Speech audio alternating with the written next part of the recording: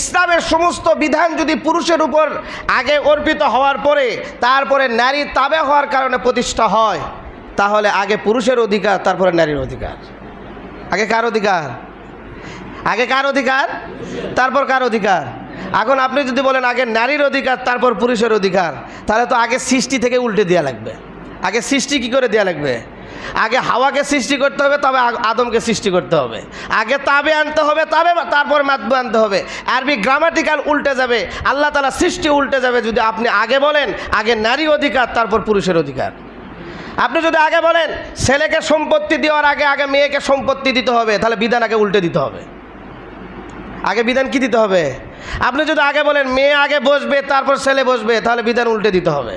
কিন্তু তারপরে ইসলাম শিষ্টাচার শিখাইছে যে তোমরা নারীকে সম্মান করো, নারীকে আগে বুঝিয়ে দাও। এটা অধিকার প্রতিষ্ঠা করছে। হক প্রতিষ্ঠা যদি করতো তাহলে আগে পুরুষ পেত। কথা বুঝেননি? আগে বাপেরা ছেলের পিছনে খরচ করে না মেয়ের পিছনে খরচ করে? মেয়ের পিছনে। একটা পিতা ছেলের পিছনে যে টাকা খরচ করে তার চেয়ে দ্বিগুণ টাকা খরচ করে মেয়ের পিছনে। এমনকি একটা ছেলে প্রতিষ্ঠা হওয়ার পরও পিতা তার উপর আর টাকা খরচ করতে চায় না। কিন্তু একটা মেয়ে বিবাহ শাদী সন্তানাদি হওয়ার পরেও যদি বাবার কাছে আসে এক ফোঁটা চোখের পানি ফেলে, তা মনে হয় পিতা সম্পত্তি বিক্রি করে হলেও মেয়ের চোখের পানি মুছবে। এটা হচ্ছে পিতার প্রতি মেয়ের প্রতি পিতার একটা ভালোবাসা, যেটা আল্লাহ রাব্বুল আলামিন উপর থেকে দিছেন, তাদের প্রতি হক প্রতিষ্ঠা করার জন্যই দিছেন। এই জন্য আমরা বলি ইসলাম নারীকে সব থেকে বেশি অধিকার দিছে এবং সব থেকে বেশি কি সুযোগ সুবিধা এবং সম্মান দান করছে। কিন্তু আমাদের মনে রাখতে হবে ইসলাম সব থেকে বেশি অধিকার দিছে নারীদেরকে। কাদেরকে? নারীদেরকে।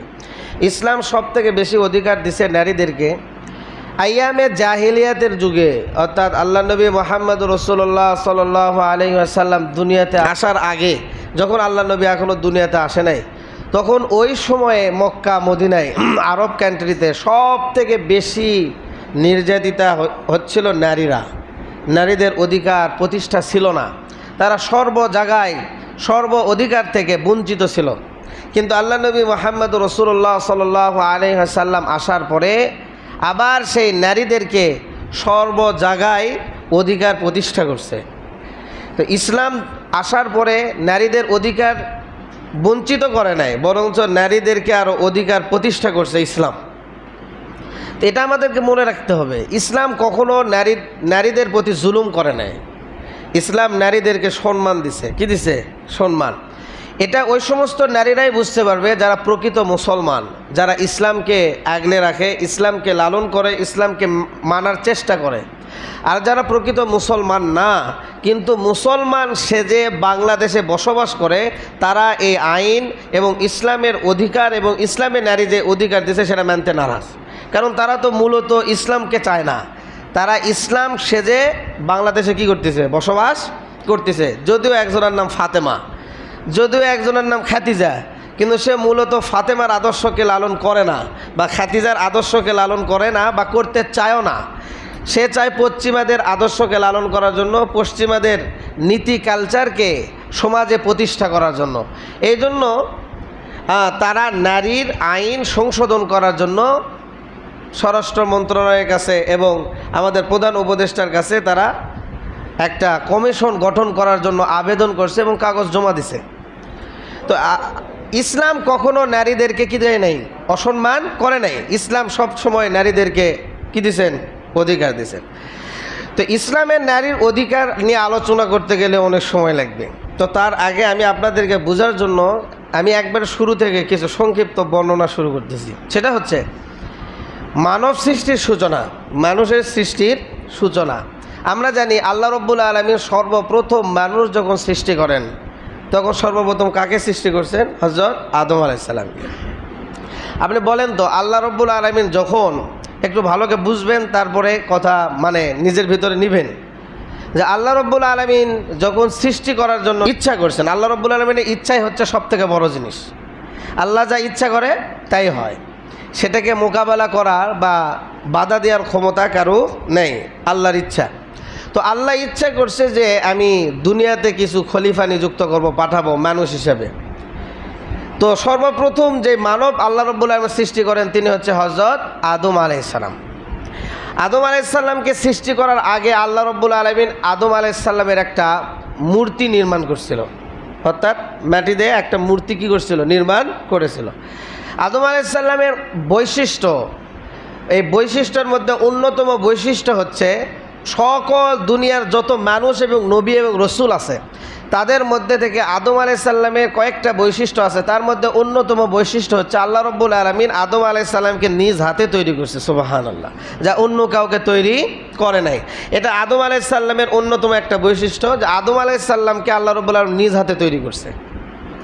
আচ্ছা বলেন, আদম আলাইহিস সালামকে যে মূর্তি তৈরি করছে তখন কে শুধু আদম ছিল না, ওখানে হাওয়াও ছিল না, শুধু আদম ছিল? আচ্ছা বলেন, আল্লাহ তাআলা যদি চাইতো একসাথে দুটো বানাতে পারতো না? পারতো না? একটু ভালোকে বুঝবেন, যুক্তি ভালোকে বুঝবেন, তারপরে বলবেন যে আল্লাহ রাব্বুল আলামিনের কোনো কিছু কি কমতি আছে যে ইচ্ছা করলে উনি একসাথে স্বামী স্ত্রী দুইজনকে বানাতে পারে না, এরকম কোনো কিছু আছে না? একসাথে পারে। আল্লাহ রাব্বুল আলামিন চাইলে তো এক জায়গায় আদমের মূর্তি আর এক জায়গায় হাওয়ার মূর্তি, দুইটা মূর্তি নির্মাণ করতে পারতো এবং একই সাথে দুইটার ভিতরে জীবন দিতে পারতো এবং একই সাথে সমস্ত ফেরেশতাকে 10 জনকে সেজদা করার অনুমতি দিতে পারতো, পারতো না? কিন্তু করছে সেটা কাকে আগে সৃষ্টি করছে? একটা না দুইটা? একটা, শুধু আদম আলাইহিস সালামকে আগে সৃষ্টি করছে। আদম আলাইহিস সালামকে সৃষ্টি করার পরে সব কাজ আগে গুছিয়ে নিছে, অর্থাৎ আদম আলাইহিস সালামকে বুঝাইছে ডান দিকে বাম দিকে দুই দিকের তার সমস্ত সন্তানকে, রূহ জগৎকে সামনে নিয়ে বুঝাইছে যে তোমার ডান দিকে যারা তারা জান্নাতি, তোমার বাম দিকে যারা তারা কি জাহান্নামী, এগুলি তোমার সন্তান, কিয়ামত পর্যন্ত তোমার সন্তান আসবে। এরপরে ফেরেশতাদের সামনে নিয়ে ফেরেশতাদেরকে সেজদা করতে বলছে। সব কিছু কাজ সমাপ্ত হয়েছে, হওয়ার পরে তাই না, এরপরে যে মেন কাজ যে যাও আদম তোমাকে আমি এখন ছেড়ে দিলাম, তুমি এখন বসবাস শুরু করো, তোমাকে আমি তৈরি করছি, তুমি এখন জান্নাতে ঘোরো, খাও, বসবাস করো, আমার জিকির আজগার করো, যা কিছু করো জান্নাতে। করার পরে আমরা জানি যে আদম আলাইহিস সালাম জান্নাতে একা একা ঘোরে, একা একা থাকে, একা একা বসে, শুধু মুখ মোড়া হয়ে থাকে, ভালো লাগে না, অশান্তি বোধ করে একা একা।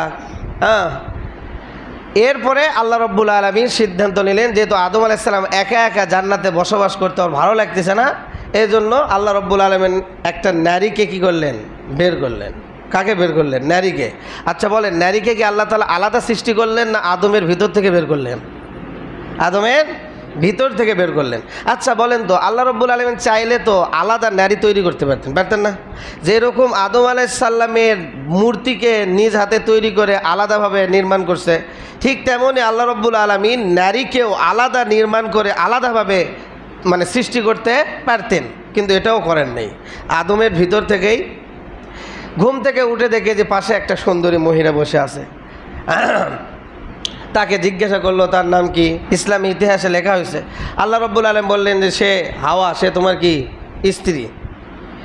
তাকে তোমার বাম দিকের ব্যাকা হাড়ের, পাঁজরের ব্যাকা হাড় থেকে কি করা হয়েছে? সৃষ্টি করা হয়েছে। এটা আদমকে বুঝাইলো যে হাওয়া কিন্তু বহিরাগত কেউ না, সে তোমারই একটা কি অংশ। অর্থাৎ আদম মনে করতে পারে যে এই বহিরাগত মেয়ে কোথা থেকে আসলো। এই জন্য আল্লাহ রাব্বুল আলামিন কি পরিকল্পনা করলেন যে আদমের ভিতর থেকে একটা অংশ বের করলেন, যাতে আদম কখনো এটা না বুঝতে পারে যে এই মহিলাটা বহিরাগত কেউ, আমার কেউ নয়। এই জন্য আল্লাহ রাব্বুল আলামিন সর্বপ্রথম উত্তর দিলেন যে আদম, এটা তোমারই একটা অংশ, অর্থাৎ তোমারই ভিতর থেকে একে সৃষ্টি করেছে, অর্থাৎ তোমার থেকে আলাদা কোনো অংশ নয়, তোমারই একটা অংশ, একে কখনো তুমি আলাদা করতে পারবা না, একে আলাদা করার কোনো সুযোগ নাই, কারণ একে তোমার ভিতর থেকেই বের করছি। আবার আদম এটাও কখনো চিন্তা করতে পারবে না যে মহিলা অন্য কেউ, যখনই চিন্তা করবে তখনই মনে করবে এ তো আমার ভিতর থেকে বের হয়েছে, এ তো আমার জন্যই। এখন কথা হচ্ছে যে তাকে কেন বানানো হলো? যে আদম হাওয়াকে এই জন্য বানানো হলো যে তোমার অসময়ে তোমার যখন বিরক্তিবোধ হবে, তোমার যখন খারাপ লাগবে, তখন তুমি তার সাথে গল্প করবা। তুমি যখন দিনের কাজে বাহিরে যাবা, দিনের কাজ করে যখন ঘরে আসবা, তোমার ঘরের সমস্ত কাজকর্ম সে আগে থেকে রেডি করে রাখবে, মানে তোমার সহযোগী, তোমার কি। আচ্ছা বলেন, সহযোগী দেখেই তো ভিতর থেকে বের করছে। যদি সহযোগী না হতো তাহলে হাওয়াও দাবি করতো যে আমি আলাদা, আমার আলাদা একটা কি আছে, অধিকার আছে, আমারও আলাদা একটা অধিকার আছে, কারণ আপনি আমাকে আলাদা সৃষ্টি করছেন। কিন্তু আল্লাহ রাব্বুল আলামিন আদমের ভিতর থেকেই বের করে বুঝাইছে যে হাওয়ার আলাদা কোনো অধিকার নয়, হাওয়ার অধিকার আদমের ভিতরই।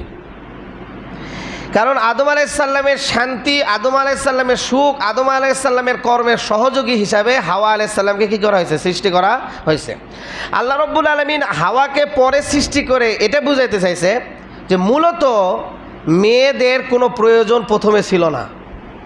কারণ আল্লাহ রাব্বুল আলামিনের উদ্দেশ্য ছিল দুনিয়াতে খলিফা নিযুক্ত করা এবং নিজের বান্দাদের মাধ্যমে নিজের হুকুম প্রতিষ্ঠা করা। আর এই হুকুম প্রতিষ্ঠার ক্ষেত্রে জিন জাতিরা ব্যর্থ হয়েছিল, তারা মারামারি হাঙ্গামা করতো, আল্লাহর হুকুম বিধান মানত না।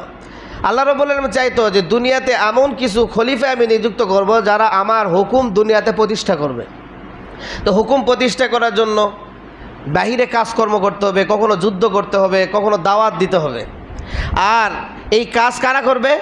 পুরুষেরা করবে, নারীদের দরকার নেই। নামাজ পুরুষেরা পড়বে, নামাজ রোজা পুরুষেরাই রাখবে, কুরবানি পুরুষেরাই করবে, হজ পুরুষেরা করবে, সব পুরুষ দিয়ে আল্লাহ রাব্বুল আলামিন আদায় করতে পারবে। এটা মনে রাখেন। আপনার ভিতরে এখন প্রশ্ন হতে পারে, হুজুর যদি নারী প্রয়োজন না হতো তাহলে সন্তান জন্ম কিভাবে হতো? এটার ব্যবস্থা আল্লাহ রাব্বুল আলামিন অন্য কোনো মাধ্যমে তৈরি করে দিতেন। যেমন শয়তানের একটা মাধ্যম আছে, শয়তান চাইলে 2 রানকে একত্রিত করলে লক্ষ লক্ষ সন্তান জন্ম দিতে পারে। আল্লাহ রাব্বুল আলামিন নারী ছাড়াই পুরুষরা কিভাবে সন্তান জন্ম দিবে সেটার একটা ব্যবস্থা করে দিতে পারতেন, কোনো প্রয়োজন ছিল না।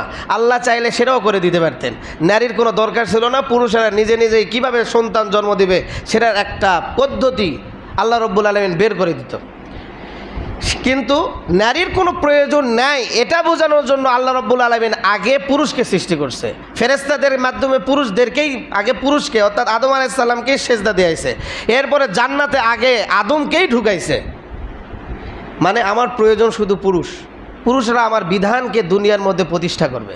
কিন্তু এই পুরুষ ক্লান্ত হয়ে যায়, পুরুষ অশান্তি ভোগ করে, পুরুষ সব কাজ করতে একা একা কষ্ট বোধ করে। তখন আল্লাহ রাব্বুল আলামিন সহযোগী হিসাবে নারীকে সৃষ্টি করলেন।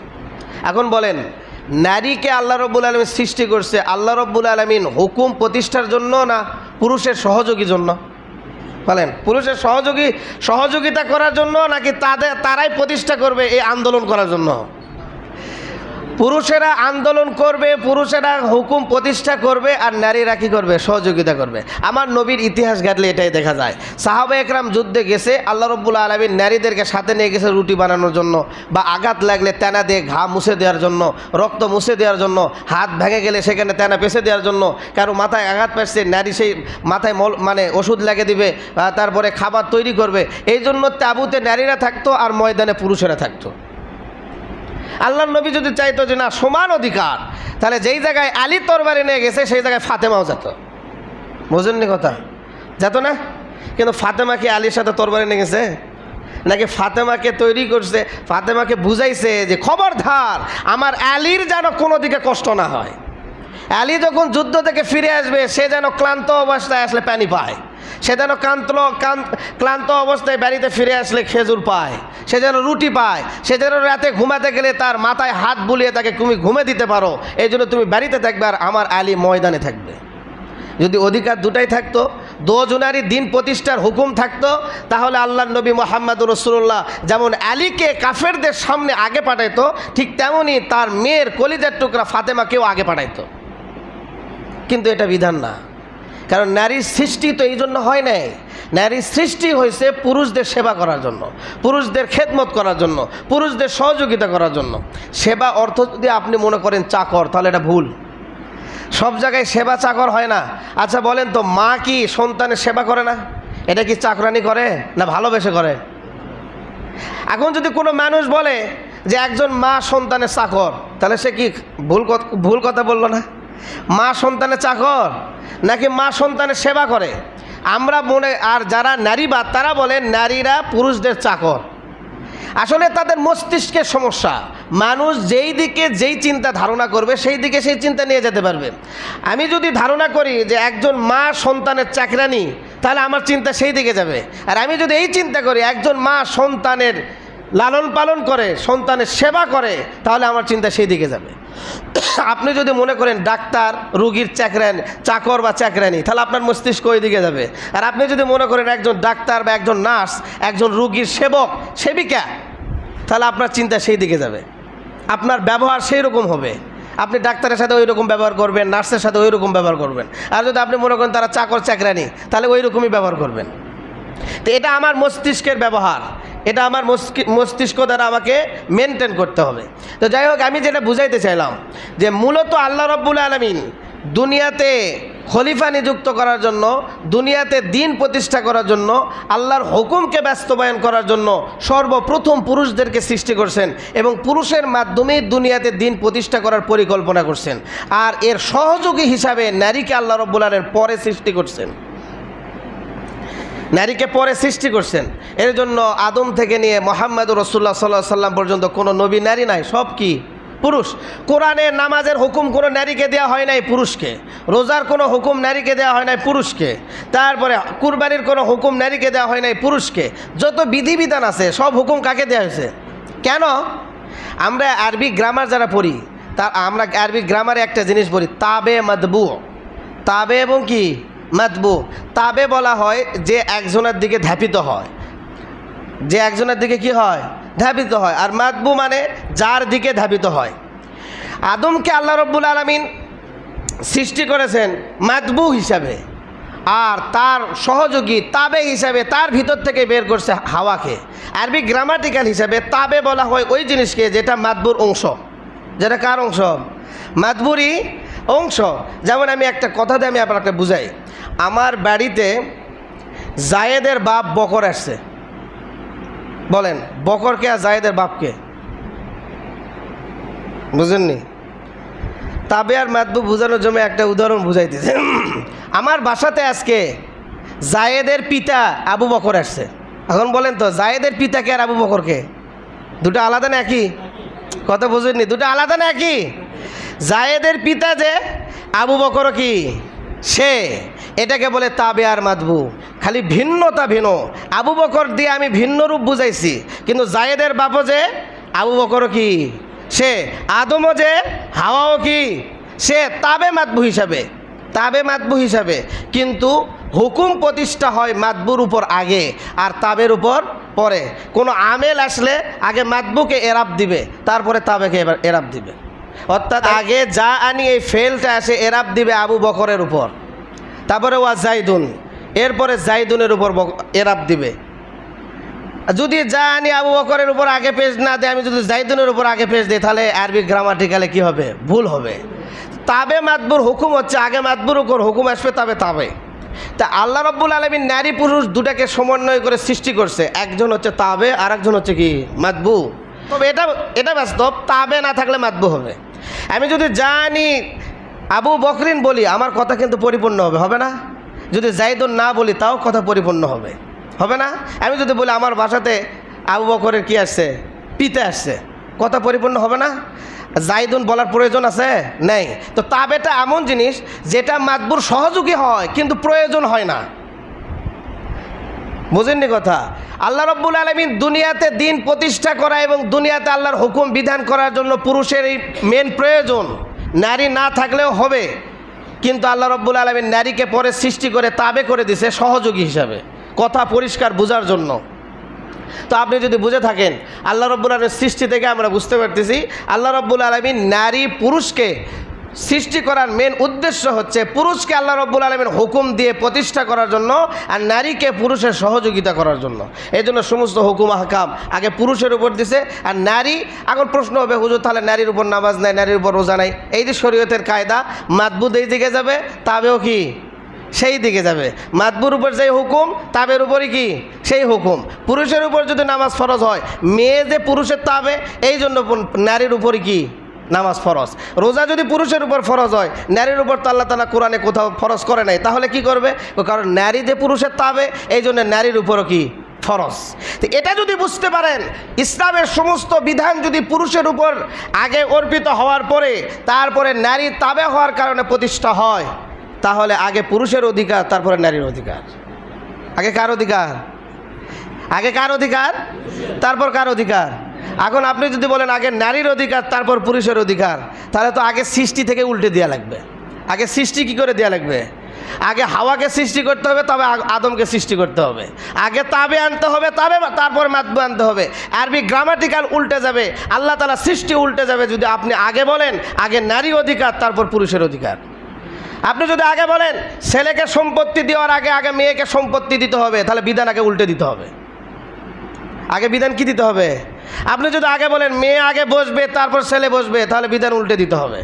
কিন্তু তারপরে ইসলাম শিষ্টাচার শিখাইছে যে তোমরা নারীকে সম্মান করো, নারীকে আগে বুঝিয়ে দাও।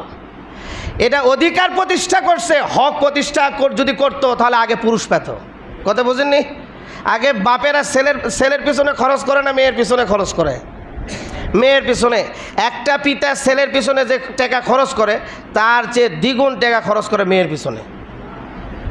এমনকি একটা ছেলে প্রতিষ্ঠা হওয়ার পরও পিতা তার উপর আর টাকা খরচ করতে চায় না, কিন্তু একটা মেয়ে বিবাহ শাদী সন্তানাদি হওয়ার পরেও যদি বাবার কাছে আসে এক ফোঁটা চোখের পানি ফেলে, তা মনে হয় পিতা সম্পত্তি বিক্রি করে হলেও মেয়ের চোখের পানি মুছবে।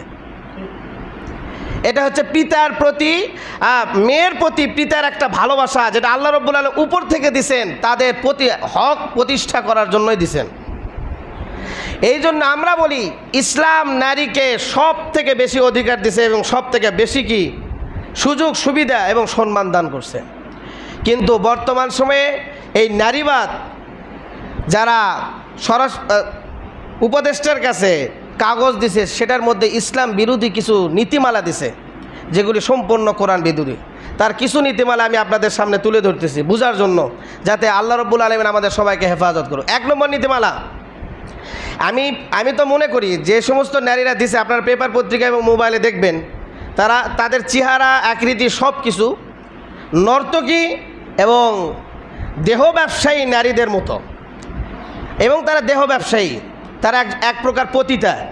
তাদের কথাবার্তা চালচলন এবং নিয়মকানুন প্রতিষ্ঠার যে আগ্রহ, সেটা তারা স্পষ্ট হয় যে বাংলাদেশে যত পতিতা এবং যত খারাপ নারী আছে তাদের সর্দারনি হচ্ছে তারা। এতে কোনো সন্দেহ নেই, কেউ যে সন্দেহ করে তারও ঈমান যাবে। 1 নম্বর কথা, তারা অনেক বড়। আপনারা গুগলে যা সার্চ দিবেন নারী সংশোধন কমিশনারের যে নীতিমালা, সেটা দিয়ে সার্চ দিবেন, দেখবেন ওদের নীতিমালা চলে আসবে, আপনারা পড়বেন, অনেক বড়। অত বড় পড়ে শোনানোর সময় নেই। তাদের ভিতর থেকে সংক্ষিপ্ত যে বর্ণনা তারা দিয়েছেন, সেটার মধ্যে অন্যতম প্রথম হচ্ছে যে নারী পুরুষ সমান অধিকার বাস্তবায়ন করতে হবে। নাউজুবিল্লাহ বলেন। আল্লাহ রাব্বুল আলামিন কোরআনে স্পষ্ট বলে দিয়েছে লিজ্জাকারি মিসলু হাজ্জিল উনসাইন, একজন পুরুষ নারী ডবল অংশীদার পাবে। নারী যদি 1 টাকা পায় পুরুষ পাবে 2 টাকা, নারী যদি 1 বিঘা পায় পুরুষ পাবে 2 বিঘা, নারী যদি 1 বাড়ি পায় পুরুষ পাবে 2 বাড়ি, নারী যদি একটা লুঙ্গি পায়, নারী যদি একটা 3 পিস পায়, তাহলে পুরুষ পাবে কয়টা? 2টা পাঞ্জাবি। হকের কথা বলতেছি। লিজ্জাকারি মিসলু হাজ্জিল উনসাইন, আল্লাহ রাব্বুল কোরআনে স্পষ্ট বর্ণনা করছেন। কোরআনের আয়াতের একবারে উল্টা কোনো আদেশ বাস্তবায়ন করার সাহস যদি কোনো মুসলমান চিন্তাও করে, তারপরও তার ঈমান চলে যাবে। বাস্তবায়ন তো পরের কথা, যদি চিন্তা করে। অতএব এই আইন যারা বাস্তবায়নের জন্য চিন্তা করছে, তারা তো আমরা বলি তারা তো মুসলমান নাই। আমি আগেই বলছি তারা মুসলমান না, তারা বিধর্মী। মুসলমানের নাম দিয়ে বাংলাদেশে বসবাস করতেছে নিজের গা ঢাকানোর জন্য। তো এতে করে তার ঈমান চলে গেছে। আর বাংলাদেশে এটা তো অসম্ভব। 2011 সালে যে হেফাজতের প্রতিষ্ঠা, আজ পর্যন্ত শেখ হাসিনা নিজের সমস্ত শক্তি প্রয়োগ করেও, আলিম ওলামাদেরকে জিম্মি করেও এই আইন বাস্তবায়ন করতে পারে নাই। আজকে 2 দিনের এই উপদেষ্টারা আসে এই আইন বাস্তবায়ন করবে বাংলাদেশের 99% মুসলমান দেশে। এটা তো স্বপ্নে মদ খাওয়ার মতো। কেউ বাস্তবে মদ খায় আর কেউ স্বপ্নে মদ খায়, বুঝেননি? বাস্তবে মদ খায় লাসে, আর কেউ স্বপ্নে মদ খায় ঘুমের তালেঙ্গা লাসে। দুটো কি এক না দুটো উল্টে? তাহলে প্রথম কথা, এটা বাস্তবায়ন হতে দেওয়া যাবে না। এখন আপনারা প্রশ্ন করতে পারেন, হুজুর কোরআনেই তো একবারে 2টা ভিন্ন করে দিছে, পুরুষকে ডবল দিছে, নারীকে কি অর্ধেক দিছে। আমি বোঝানোর জন্য বলি, ইসলামী নীতি হচ্ছে যে বালেগার একটা সীমানা আছে, বালেগ এবং বালেগা হওয়ার। এমনি তো আলামত আছে, এই যেগুলো আলোচনা আমি করতেছি না, নারী পুরুষের বালেগা সাবালেগ হওয়ার আলামত আছে। এই আলামত যদি না পাওয়া যায়, তারপরে একটা সীমানা আছে 15 বছর। কয় বছর? 15 বছর যদি কোনো নারী পুরুষের হয়ে যায়, তার বালেগ হওয়ার আলামত থাক আর না থাক, তার উপর রোজা, হজ, জাকাত, নামাজ সব কিছু কী হবে? ফরজ হবে। এখন ইসলামী বিধান দেখেন, একজন নারী 15 বছর পূর্ণ হয়েছে, বিবাহ হয় নাই, ইসলাম বলে যতদিন পর্যন্ত বিয়ে না হয়েছে, এটা যদি 30 বছরও লাগে আরও, তারপরও বাপ বেঁচে থাকলে বাপকে তাকে লালন পালন, ভরণ পোষণ, খাওয়া দাওয়া সব দিতে হবে। বাপ না থাকলে ভাই দিবে, ভাই না থাকলে চাচা দিবে, চাচা না থাকলে দাদা দিবে, দাদা না থাকলে নানা দিবে। একজনকে জিম্মাদারি আদায় করতে হবে বিবাহ হওয়ার আগ পর্যন্ত, নারী অধিকার। আর পুরুষদের ক্ষেত্রে ইসলামী বিধান হচ্ছে 15 বছর হয়ে গেছে, ঘাড় ধাক্কা দিয়ে ঘর থেকে বেরকে দাও, যা ভ্যান চালা খাটে খা। 15 বছরের পরে পিতা যদি 1 টাকা দেয়, এটা হবে এহসান, না দিলে কোনো অধিকার নেই। এখন বলেন তো, নারীকে বেশি অধিকার দিল না ছেলেকে দিল? নারীর অধিকার দিল মৃত্যু পর্যন্ত বাপের বাড়ি থাকলে লালন পালন করবে, আর পুরুষকে অধিকার দিল 15 বছর হলে ঘর থেকে বের হয়ে যাও, নিজের কামাই নিজে করো। তাহলে অধিকার কার বেশি, নারীর না ছেলের? নারীর। নারীর কোনো খরচ নাই, বাপের বাড়ি থাকলো সব খরচ বাপে আদায় করলো, ভাই আদায় করলো, সব কিছু করলো। স্বামীর বাড়িতে গেল, সব গুছলে গেল, বাপের বাড়ির থেকে যা লাগে সব লে গেল। আবার স্বামীর বাড়িতে যাবে, যে যাওয়ার আগে আল্লাহ তাআলা বিধান দিয়েছে, খবরদার কোনো নারীকে খালি হাতে নিয়ে আসতে পারবে না, তার হক আদায় করে নিয়ে আসো, মহারানা দিয়ে নিয়ে আসো। কোন কি খরচ করলো সব পুরুষে, আবার নারী দিয়েও নিয়ে যাওয়া লাগছে। বাপে তো দিলই এতদিন, আবার বাপের বাড়ির থেকেও দিচ্ছে, আবার ছেলেকেও হুকুম দিচ্ছে তুমিও দাও, মহারানা আদায় করো। মহারানা না আদায় করে সহবাস করতে পারবে না, আদায় করতে হবে। এখন বলে তো নারী বেশি পেলো না ছেলে কম পেলো বিয়েতে? এখন তো ছেলেকে দিতে বলে, তা ইসলাম বলে এটা হারাম, মানে যৌতুক কি ছেলেকে নিতে পারবে না। সে মেন বাপের বাড়িতে পেলো, স্বামীর বাড়ি যাওয়ার সময় স্বামী থেকেও পেলো, ডবল পেলো, ছেলে কিছুই পেলো না।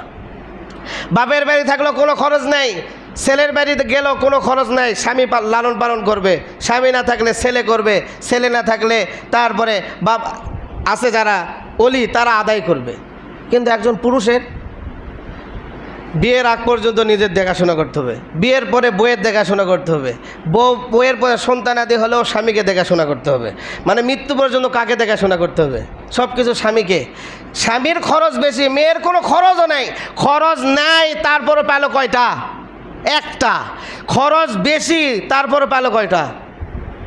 কোনো খরচই নেই, কোনো খরচ নাই। ছেলে মেয়ে হচ্ছে বিয়া দিবে কে? স্বামীও বিয়া দিবে, মায়ের কোনো খরচ নেই, তারপর বাপের বাড়ি থেকে সম্পদ পেল। এখন ছেলের সব, মেয়েকে বিয়া দেওয়া লাগবে, ছেলেকে বিয়া দেওয়া লাগবে, বাপ মা খরচ দেওয়া লাগবে, বউ খরচ দেওয়া লাগবে, সব কিছু দেওয়া লাগবে, তারপর ছেলে পেল 2টা। তাহলে ছেলে ঠকলো না মেয়ে ঠকলো? ছেলে ঠকলো না মেয়ে ঠকলো? মেয়ের কোনো খরচই নাই, তারপরে পেল 1 বিঘা। ছেলের শুধু খরচ আর খরচ, তারপরে পেল কয় বিঘা? তাহলে ঠকলো কে, ছেলে না মেয়ে? কিন্তু যুক্তিতে দেখা গেলে দেখা যায় মেয়েকে অর্ধেক দিল, ছেলেকে বেশি দিল। কিন্তু কর্মে দেখলে দেখা যায় মেয়ের কোনো খরচ না থাকেও আল্লাহ তাআলা মেয়েকে দিয়ে সম্মান দিল, আর ছেলের এত খরচ থাকার পরেও ছেলেকে ডবল দিয়ে আরও কর্ম বেশি বুঝে দিল। ইসলাম নারীকে অধিকার থেকে বঞ্চিত করে নাই, বরঞ্চ বেশি অধিকার দিছে, এটা বুঝতে হবে। এখন যদি কোন সমান অধিকার, তাহলে আমরাও দাবি জানাবো বিয়ের আগে যেমন ছেলে মহারানা দেয়, মেয়েও আগে ছেলে মহারানা দিয়ে নিয়ে যেতে হবে। গাড়ি ভাড়া ডবল, মাইক্রো যদি 10টা যায় 5টার খরচ মেয়ে দিবে, 5টা খরচ ছেলে দিবে। কথা বুঝেননি? সব সমান অধিকার দিতে হবে, সব। যাই হোক, যেটা অসম্ভব সেটা কখনো হবে না। এরপরে আরেকটা কমিশন করছে যে বাল্য বিবাহ, এটা আমরা সবাই জানি বাল্য বিবাহ করা যাবে না, ইসলামে পরিপন্থী। ইসলামে বলে দিছে যে বালেগ হওয়ার পরে কি করতে পারে? বিয়ে করতে পারবে, বালেগ হবে তো বিয়ে করবে। ইসলাম বলে তোমার মন চাইলে একজন নারীর অধিকার তুমি আদায় করতে পারবা, পারো, আরও যদি পারো তো আরেকটা করো, আরও পারলে আরেকটা করো, আরও পারলে আরেকটা করো, 4টার অধিকার দিছে। আর তারা বলে যে 1টার বেশি করতে পারবে না, 1টার বেশি কি করা যাবে না। আরও বলে জঘন্যতম কথা তারা লেখছে, নিজের শরীর নিজের ইচ্ছা, যা করবো তাই ইচ্ছা। নাউজুবিল্লাহ বলেন, মানে তার শরীর তাই যা করবে তাই করবে, আপনি কিছু বলতে পারবেন না। আপনার সামনে যদি উলঙ্গ হয়ে নাচে, তারপর আপনি কিছু বলতে পারবেন না, এটা তার অধিকার, এটা তার অধিকার।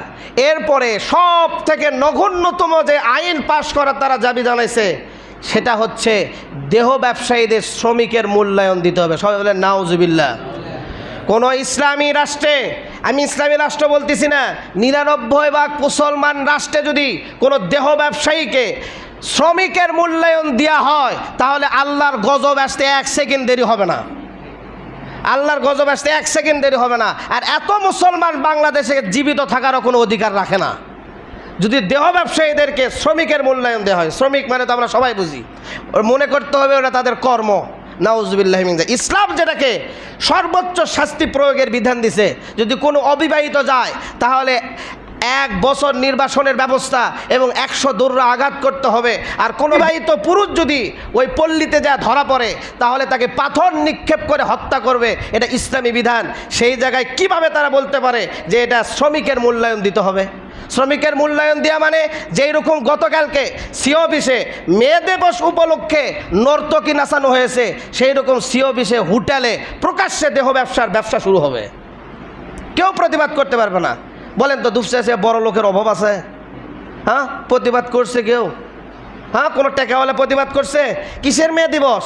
কালকে মানে মাইকিংয়ে আমি শুনতেছি, বলতেছে যে সারা বিশ্বের শ্রমিক এক হও, লড়াই করো। আচ্ছা, লড়াই করবে কেন? লড়াই করবে কেন? বলো শান্তি প্রতিষ্ঠা করো। আর এটা কে মে দিবস? ওটি ঢাক ঢোলের বাজে নর্তকী না যাইতেছে একটা মসজিদের সামনে, সি অফিস বড় একটা মসজিদের পাশে গান বাদ্য হচ্ছে, নর্তকী না যাইতেছে। এটা কিসের মে দিবস? এদেরকে লাঠি পিটা করে ওখান থেকে তাড়ানো হতো। আসলে ইসলামী রাষ্ট্র নাই, এই জন্য আমরা কিছু করতে পারি না। আর দুপচাচিয়া সি অফিসে কোনো মুসলমান আর কোনো যুবক নেই, এই জন্য তারাও কিছু করতে পারে না। সি অফিসে যারা বসবাস করে সবার এই গুণাগারী হতে হবে এবং গুণা নিতে হবে। আল্লাহ রাব্বুল আলামিন আমাদের সবাইকে হেফাজত, সবাই আমিন।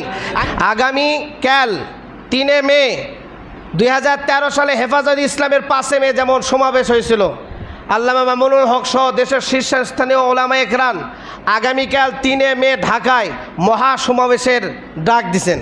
তার মেন কারণ এই নারীবাদের বিরুদ্ধে আন্দোলন করা, কোরআন হাদিস বিরোধী যে আইন আছে বাস্তবায়নকে রুখে দেওয়া এবং উপদেষ্টাকে যে নোটিশ দিছে সেই নোটিশ বাতিল করার জন্য যে সমাবেশের ডাক দিছে। আমরা সেই সমাবেশে সফল হওয়ার জন্য সবাই সহযোগিতা করো, সবাই আমিন। আমরা না যেতে পারলে এখান থেকে দোয়া করব আল্লাহ রাব্বুল আলামিন যেন আগামীকালকে সমাবেশ, এখানে কোনো দল মত, এখানে সবাই একমত, সবাই আমরা মুসলমান। হেফাজতে ইসলাম মানে এটা কোনো রাজনৈতিক দল নয়, সবাই মুসলমান। সবার দাবি বাংলাদেশে দেহ ব্যবসায়ীদেরকে শ্রমিকের মূল্যায়ন দেওয়া যাবে না, নারী পুরুষ সমান অধিকার হতে পারে না, বাল্য বিবাহ কখনো অবৈধ হতে পারে না, পুরুষদের অধিকার থাকলে 4 বিবাহ করতে পারবে, এটা কোনো বেআইনি কোনো কিছু না। আল্লাহ রাব্বুল আলামিন আমাদের সবাইকে তৌফিক দান, সবাই আমিন।